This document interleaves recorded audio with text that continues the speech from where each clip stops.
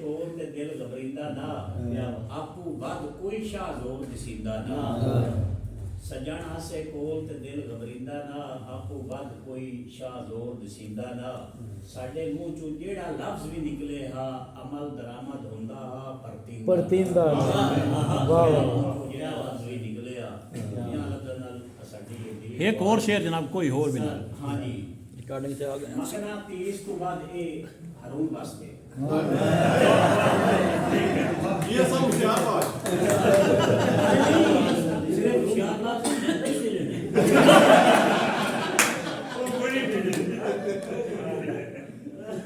आदि मकना 30 तो बाद कशिश होंदी है हकीकी यारां विच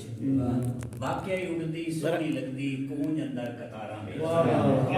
मकना 30 तो बाद कशिश होंदी हकीकी यारां विच वाकई उड़दी सोहनी लगदी कूंज अंदर कतारां विच मन लैंदे आ अजकल संगतां वाले अगले लटाके नहीं पर कोई कोई दाना जल्दी होंदा है आधे लोग हरारा